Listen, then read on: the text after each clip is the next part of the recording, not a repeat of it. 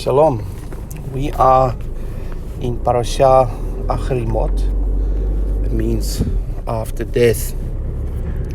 Context: we're in the season of Passover.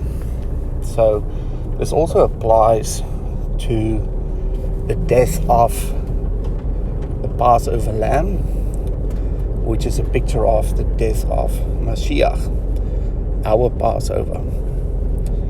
And the first topic within this Torah portion is about sacrifices, specifically the two goats, the cleansing offering that had to be done after the death of Nadab and Abihu, the sons of the high priest Aaron, where they brought strange fire before Yahweh. So this is our context. Now I want to touch on the three sacrifices that's mentioned. And the first one is the bull. The second one is the ram. And the third one is the cleansing offering, which are the two goats. Now the bull is a sin offering, chatat offering. And the word bull is the word par. Par means to bring to naught, to make void, to utterly void, and to defeat. So that has to do with death. Now what's interesting about the word par, that also form part of the word pharaoh, paro, which is the Hebrew for pharaoh. So if you see the death of the bull signifying the bull that was worshipped in Egypt, and it also signified the sin associated with the golden calf worship, which is associated with the bull, which is one of the gods of Egypt. Now the bull, we know, is the symbol of strength, which is the Aleph, which is in the place of the Aleph, which is in the place of Yahweh. So they worship the bull in the place of Yahweh, and that is the ultimate sin that was committed, where this sacrifice dealt with the false worship of other gods that you put in the place of Yahweh. So that's the bull. The ram is the word ayil. Now that's the word El with a yod inserted in the middle. Now we know El is a short form of Elohim, and ayil means strength, strong leader. It also means support and lintel. So that's basically when you have the two supports of the doorpost. The one that is horizontal, that's the one that is the ayil, the lintel. Now the ayil and lintel, together with the mezuzot, the two doorposts, were painted with the blood of the lamb, which is a male lamb, which is a 1-year-old little ram. So we see the connection there of opening up a doorway, upholding the door so that we can enter in through the blood of the lamb. So we see the symbolism there. Now the ram was sacrificed as an elevation offering, an olah offering. An olah means to be elevated. So once we walk through the blood of the lamb, we enter into the house through the blood, we can enter in the process of elevation, and that house is depicted by the tabernacle, specifically the holy place, and ultimately the Holy of Holies. Now the first step is in through the outer court, which is associated with the bull, the brazen altar, and the sacrifice of the sin offering, where you come from the world serving other gods. And now you have the ram that allow you into the holy place, give you access to becoming a priest, as well as potentially in the future becoming the elevated priesthood, which is the collective bride of Mashiach, entering through the second doorway into the Holy of Holies, or the presence of Yahweh. That's the final destination of the roadmap of the work of Mashiach, where we traveled from Egypt up to the promised land. Now the third type of offering is the main topic of this Torah portion, is the cleansing offering, where they use two goats. And we looked at the word tamei and tahor. Tamei is unclean, tahor is clean, and tamei is unclean.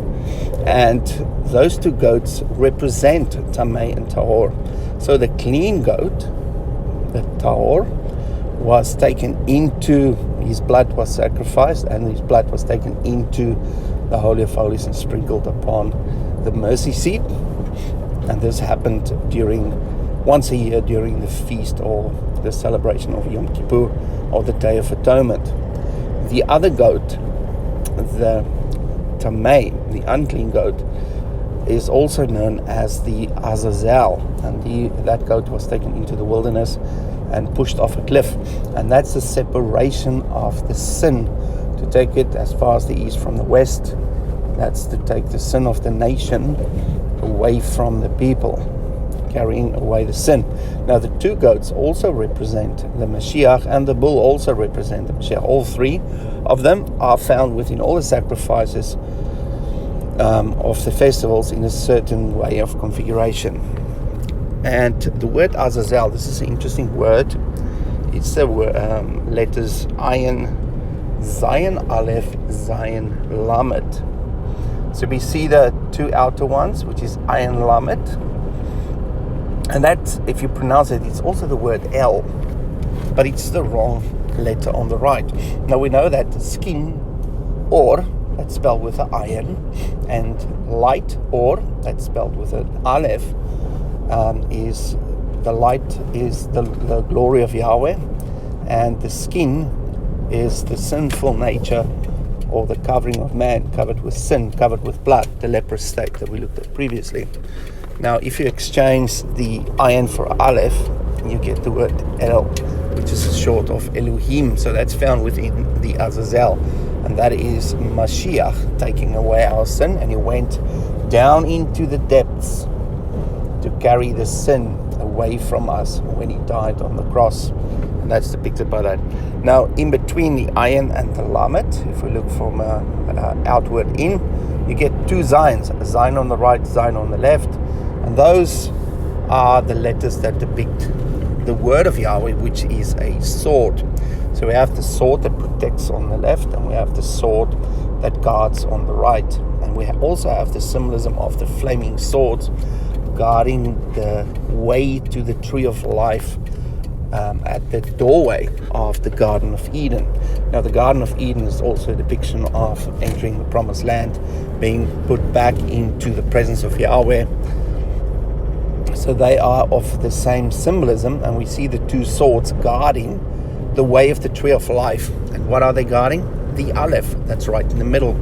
And the Aleph, as we said, connects to the bull or the ox, but it also represents Yahweh. So we see that the Azazel take away the sin, so we can enter back in through the doorway, through the blood of the ram, the blood of the lamb, and entering in between the two flaming swords that guard the gateway, back into the presence of Yahweh, the Aleph.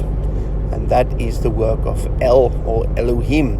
But when he came down, he didn't come down in his glory, having the Aleph within the El.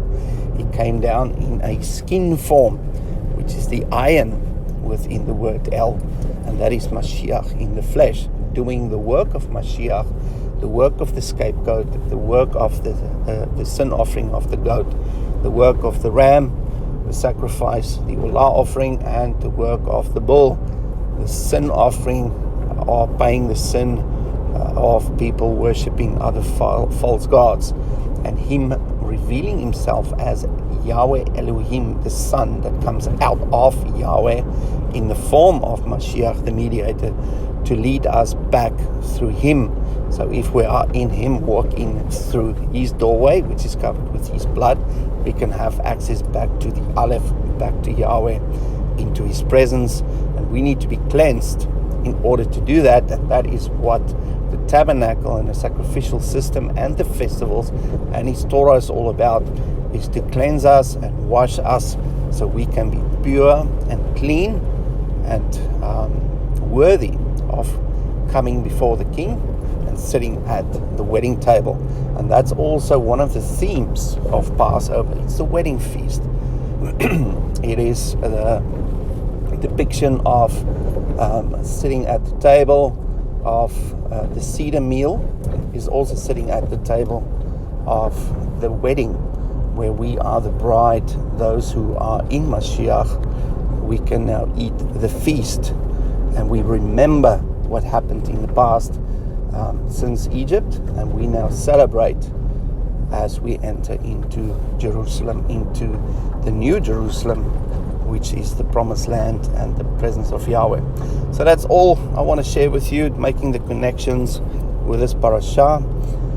And I hope you have a lovely day, and I will speak to you soon. Shalom.